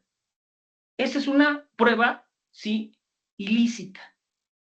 Cuando se obtiene con la violación de derechos humanos. 2, ¿cuál es la prueba ilegal? La prueba ilegal posiblemente no haya violación a los derechos humanos, pero se incumple un requisito formal que establece la ley. Ejemplo, que se tome una declaración y que la norma secundaria establezca que esa declaración debe de estar presente el abogado defensor y que no esté. Se incumple un requisito que dice la ley, esa prueba, ¿sí?, es considerada como ilegal. Bueno, pero esto no lo entendíamos hasta que surge el sistema acusatorio. No sé si me voy explicando, la prueba ilegal, la prueba ilícita, porque están en juego 2 aspectos, los derechos humanos y el aspecto del debido proceso legal, que en México no lo entendíamos hasta que es llevado este valor, este principio, a la norma secundaria, al Código Nacional de Procedimientos Penales. Entonces, respondiendo, hay 3 etapas, la etapa de investigación, la etapa intermedia y la etapa de juicio oral. En estas tres etapas, los valores, los derechos o los aspectos formales que se deben de seguir es la igualdad ante la ley, la igualdad entre las partes, el principio de presunción de inocencia, ¿sí? El no doble enjuiciamiento y el debido proceso legal. Son aspectos que no están en la Constitución, no están en el texto constitucional, pero sí en una norma secundaria que es el Código Nacional de Procedimientos Penales y que los describe y que, ojo, ha invitado a reflexionar a todos los abogados para comprenderlos de mejor manera. Espero haber respondido a la pregunta. Gracias, doctor. Buenos días. Si en México hay alguna jurisdicción especial para los pueblos nativos de acuerdo a sus costumbres para que no todo se lleve al ámbito penal. A ver si entendí la pregunta. ¿Qué forma de solución existe para los pueblos que tienen usos y costumbres? Aunque si en México existe alguna jurisdicción especial para los pueblos indígenas o nativos, de acuerdo a sus costumbres, para que no solo, digamos, delitos o acciones o hechos que no se lleven al ámbito penal. Ya, me queda clara la pregunta. Híjole, desafortunadamente no. Es uno de los grandes retos que yo decía que hay que trabajar porque hay grupos vulnerables, entre ellos las comunidades donde todavía tienen usos y costumbres. Lo que hemos llegado desde el punto de vista jurídico es hablar de traductores cuando alguien todavía tiene dialecto, ¿sí? Cuando tiene un dialecto, utilizar traductores para no vulnerar ciertos derechos. Pero, por ejemplo, si hay conflictos por las cuestiones territoriales, si esto genera lesiones, homicidio, inclusive robos, no hay todavía como que un tribunal especial, y esto porque viene desde el texto constitucional, el artículo 17, que dice que en México no podrá haber tribunales especiales, ¿sí? Sino aquellos que están legitimados a través del Poder Judicial, a través del aspecto jurisdiccional.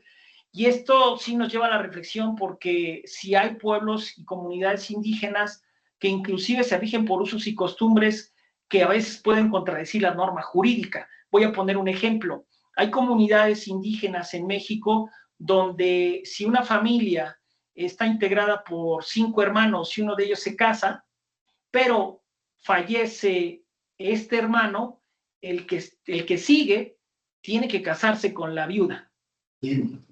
Y yo, caray, pues eso está medio complicado, ¿no? A decir, bueno, si nunca me caía bien mi cuñada, ¿por qué ahora me tengo que casar con ella? Es un ejemplo de ironía, pero a lo que quiero referirme que es un uso y costumbre que está legitimado, ¿no? O la otra, que en unas comunidades indígenas, le voy a poner el término porque es un término jurídico, la bigamia es vista como algo normal, ¿no? O sea, alguien puede tener 4 o 5 parejas y es visto de una manera normal. Sí, pero desde el punto de vista jurídico hay derechos, ¿no? Como por ejemplo la tutela, la curatela, los alimentos, etcétera, ¿no? Por mencionar algunos. Y eso no se puede ver. A lo que quiero llegar es, sí hay usos y costumbres que van en contra de la norma jurídica. Voy a poner un ejemplo. Hay comunidades indígenas que utilizan la marihuana como una cuestión medicinal, ¿no? Como para problemas musculares, como para problemas de dolores y evitar esto.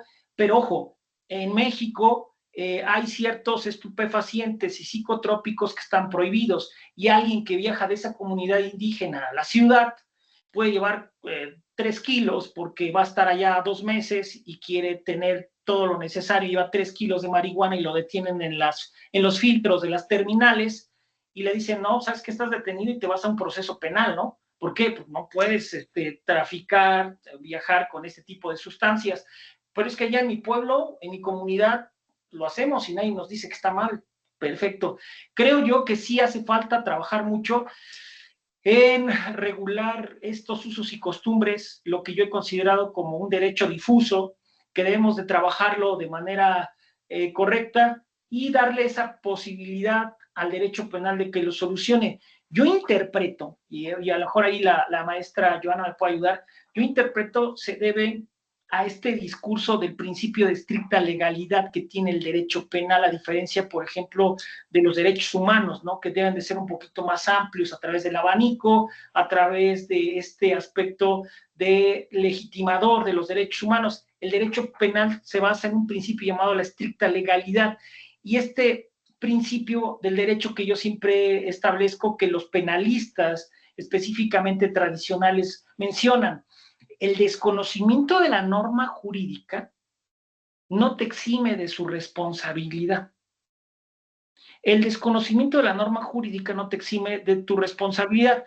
A lo que quiero llegar, que el derecho penal, teniendo como fuente del derecho formal, como una fuente la norma, esto hace que los usos y costumbres queden fuera de esa forma de tutelar por parte del derecho penal. Digo, me parece un poco cerrado el discurso, un poquito hasta cierto punto discriminatorio, pero yo interpreto que ese es el motivo por el cual los usos y costumbres no pueden ser legitimados, inclusive consentidos por el derecho penal. ¿Sale? Esa es mi respuesta.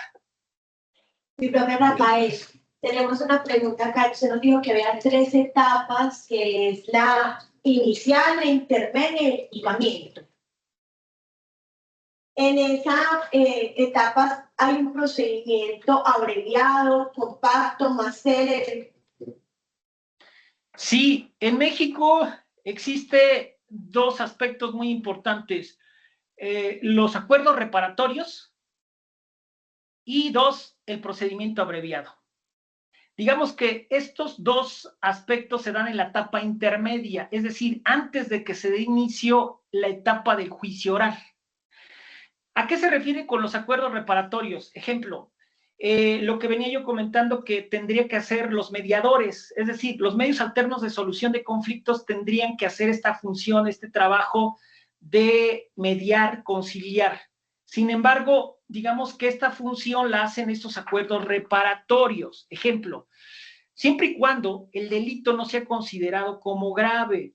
Si una persona, no sé, golpeó a alguien y las lesiones no ponen en juego la vida o algún órgano importante del ser humano, pueden llegar a un acuerdo reparatorio tendiente que él paga los gastos médicos, ofrece un perdón, no se vuelve a acercar a la persona, no le genera un conflicto dentro de su realidad.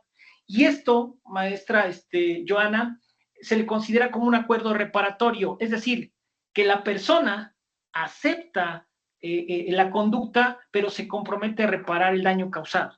Y esto se le considera como acuerdo reparatorio, ¿sale? Y al hacer un acuerdo reparatorio y no ser un delito considerado como grave, digamos que no se inicia el proceso, el enjuiciamiento como tal, no se pasa a esta tercera etapa que es el juicio oral.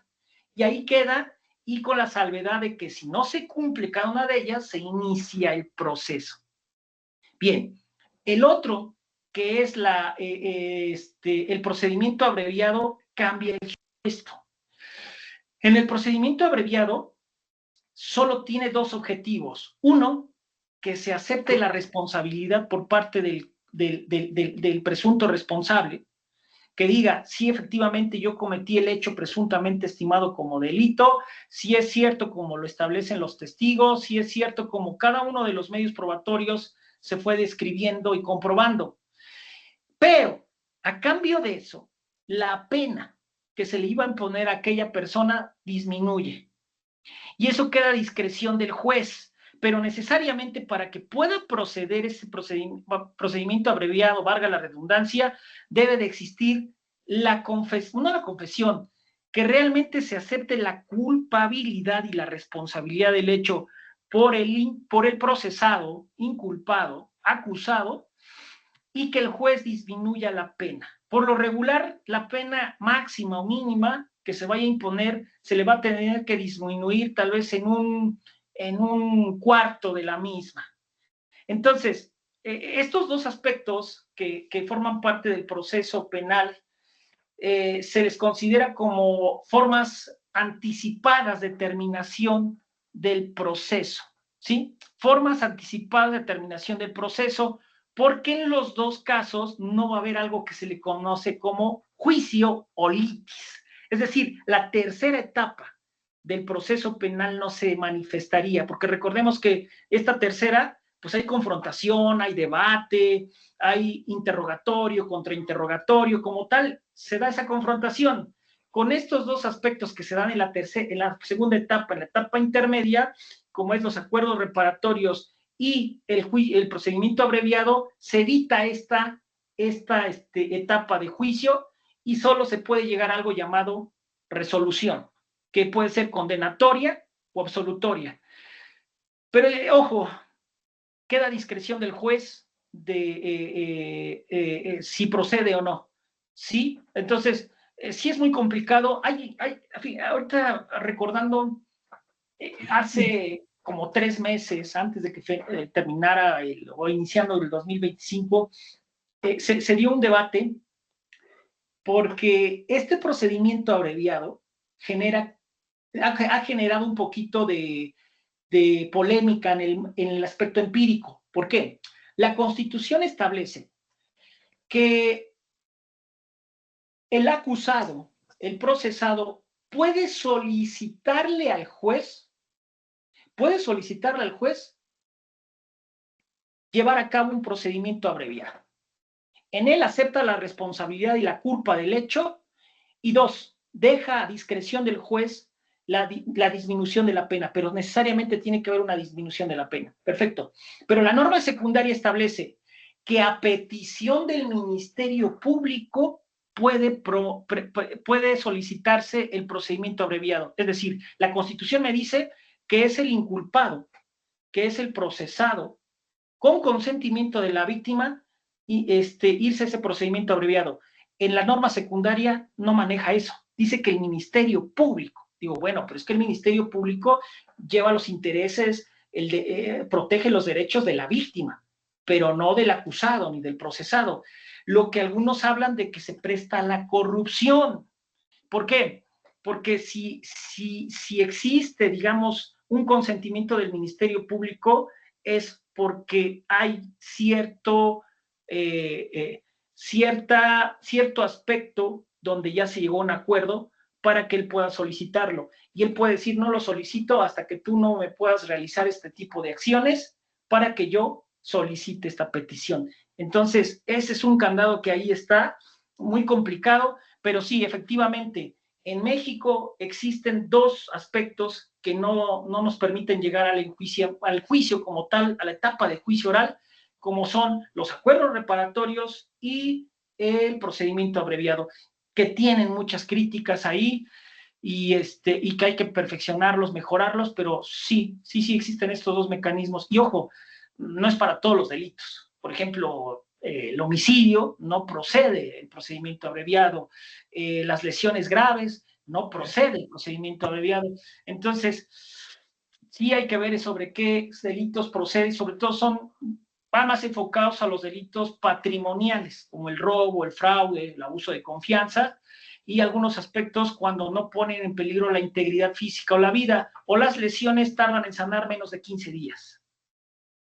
Y profesor, ya por eso que me está diciendo, quiere decir que en un delito, por ejemplo, de homicidio, en un delito sexual, no existe la posibilidad de aceptar la responsabilidad penal y, por tanto, obtener una rebaja por esa aceptación. Siempre y cuando se logre acreditar algo que se llama tentativa. O sea, si quedó consumado y no tentado, yo no puedo aceptar mi responsabilidad. Es correcto. Sobre todo porque se consideran delitos graves. Hay un catálogo en el Código Penal que habla de delitos graves, y si están dentro de esos delitos graves, se supone que el bien jurídico es muy valorado por parte del Estado. Pero si queda este delito grave en grado de tentativa, sí procede. Okay, vemos una gran diferencia ahí con Colombia. Entonces, está chévere. Doctora, hablando un poquito de dogmática penal, he escrito pues el sistema penal de México se adscribe a qué escuelas alemanas y si allá se maneja la definición de delitos que es la conducta típica, antijurídica y culpable. Buena pregunta, buena pregunta. Hace 20 años, antes del sistema acusatorio adversarial, nuestras legislaciones eran un poquito, yo digo que un poquito austeras. el Código Penal, de casi todos los códigos penales de las entidades federativas, hacían alusión a una definición para mí muy antigua, muy desfasada del delito. Decían que el delito era una acción u omisión que sancionaban las leyes penales. Y por supuesto, la doctrina de la teoría general de teoría del delito en México, para nadie es un secreto que hemos adoptado mucho la teoría pues alemana, ¿no? La teoría, sobre todo, hemos estudiado la teoría finalista, la teoría causalista, y en los últimos años la teoría funcionalista de Claude Roxin y Gunther Jacobs, que yo creo que son los autores más fuertes en una etapa moderna en torno a esa teoría del delito. Y efectivamente, hay profesores, por ejemplo, aquí en México, el profesor Carlos Daza Gómez, que en paz descanse, el profesor Enrique Díaz Aranda, que son discípulos tanto del profesor que acaba de fallecer también, en paz descanse, el profesor Claude Roxin, y el profesor Gunther Jacobs, y que han traído ese bagaje de ideas de esa teoría del delito y lo han incorporado, y afortunadamente ha sido el cambio para que ahora los códigos penales, hace unos 18 años aproximadamente, se hayan cambiado y ahora el delito se ha definido en las legislaciones como una conducta típica, antijurídica y culpable, ya no aquella acción o omisión que sanciona las leyes penales, porque una de las críticas que se hacía, incluido su servidor, era, ojo, no todos los tipos penales están en los códigos penales específicamente. Por ejemplo, aquí en la Ley General de Salud hay tipos penales, en los códigos fiscales hay tipos penales, en la Ley General de Población hay tipos penales, en la Ley de Amparo hay tipos penales. Entonces, ¿son delitos? Sí, pero no son los que sancionan las leyes penales. Entonces, si es una conducta, es típica, antijurídica y culpable, y eso solo puede determinar la teoría del delito, lo que conocemos como dogmática jurídico-penal, que son, digamos, aspectos de interpretación, sistematización de los conceptos que establecen los códigos, las legislaciones, y que nos permiten explicarlo de una mejor manera. Entonces, por supuesto, la dogmática jurídico-penal en México ha permitido solucionar aspectos semánticos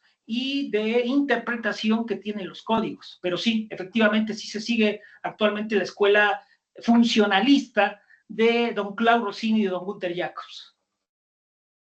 Doctor Rafael, ya para ir dando por terminado, no queda más que agradecerle esta ponencia, esta clase, este espacio de discernimiento que nos va a permitir a nosotros también abordar desde un aspecto práctico esas diferencias que tenemos entre México y Colombia. Los invito a todos a que se conecten a la clase espero que yo dictaré en México, que será ahora el 9 a las 5 de la tarde, hora México, y 6 de la tarde, hora colombiana, creo que es la diferencia. Entonces el 9 de abril nos podremos conectar.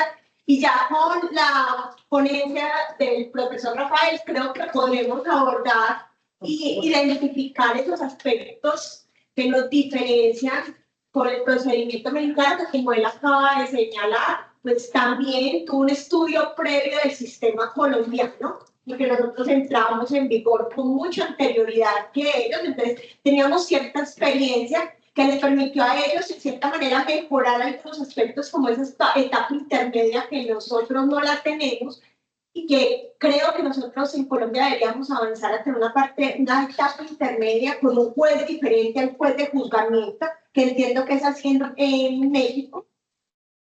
Sí, maestra Joana, efectivamente, ahí se me pasó a explicar cuando entré, pero en México hay 3 jueces, y que cada uno de ellos tiene su rol protagónico en cada una de estas 3 etapas. Por ejemplo, el juez de control es fundamental en la etapa de investigación, es verificar que realmente lo que se haga en esa etapa se ha pegado a la norma jurídica, se respeten derechos humanos, derechos fundamentales, y en la etapa intermedia juega un rol importante también este juez de control, y ya comienza a tomar protagonismo el juez de juicio oral, que es quien va a llevar como tal el debate del juicio oral como tal, hasta que se dicta la sentencia. Una vez dictada la sentencia, cobra importancia otro juez que se llama el juez de ejecución de sentencias.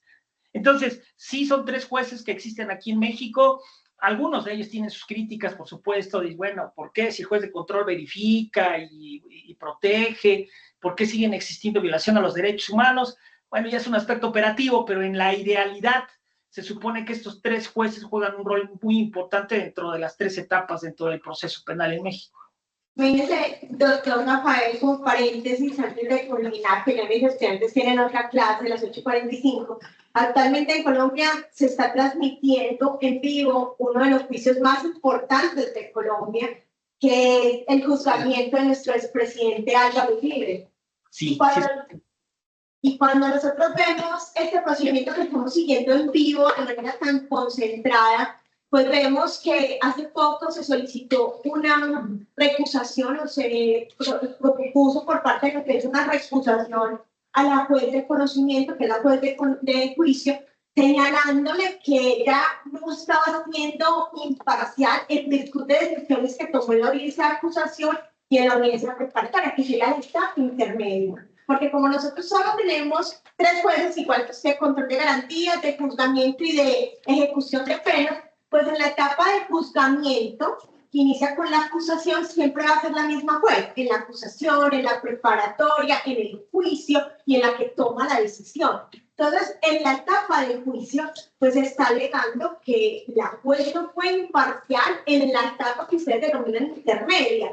Entonces, aquí hemos discutido académicamente, aunque legislativamente no está acá en discusión, de tener una etapa intermedia para separar la etapa de juzgamiento de esa etapa de preparación y que podamos garantizar ese principio de parcialidad del proceso penal. Entonces, creo que cuando yo dé mi clase espejo, nuevamente invitados todos a que se conecten, pues vamos a poder ver mucho más esa diferencia que considero personalmente que en Colombia deberemos replantearnos la posibilidad de tener 3 etapas procesales.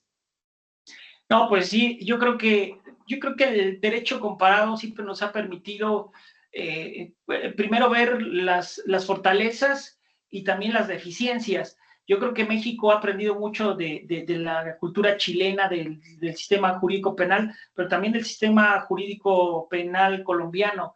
Para nadie es un secreto que hemos tomado muchas figuras, muchos conceptos que ustedes ya habían implementado desde 2004 dentro de su sistema penal y que eso se debe gracias al derecho comparado, ¿no? Y a la colaboración cercana que existe, por ejemplo, entre universidades, entre centros de investigación, y eso yo creo que es fundamental. Yo creo que siempre debemos estar abiertos a este tipo de ejercicios, a este tipo de estudios, porque redunda en mejorar, porque yo siempre he dicho, cuando tú no aceptas primero tus errores, las deficiencias, va a ser muy complicado transformar, cambiar. Yo creo que lo primero es ser críticos y ver el aspecto comparativo y a partir de ello modificar lo que se está haciendo de manera incorrecta. Entonces sí, concuerdo con usted, estimada profesora Joana, de que pues esto nos permite ver cuáles son las fortalezas y también las debilidades que tenemos, trabajarlas y proponer. Creo que la academia también se trata de eso, ¿no? No solo poner en evidencia dónde está mal, sino también dar una pequeña propuesta de solución que permita corregir eso que la práctica a veces no se puede notar, ¿no? Mi profesor Rafael, nos queda más que agradecer. Nos vemos el miércoles. Muchas gracias, estimados alumnos. Espero que hayan sido interesantes las reflexiones. Muchas gracias, maestra Joana. Nos saludamos el miércoles y muchas gracias. Que tengan excelente sabadito y un fuerte abrazo hasta Colombia. Hasta luego. Sí, ya contestaron todos. Los aprobó. La única preguntar ahí. Me adelanté. Muchachos, Carlos, amigos, Santiago, muchas gracias. Hasta luego. Muchas gracias, doctora. Hasta luego. Gracias. Antes de que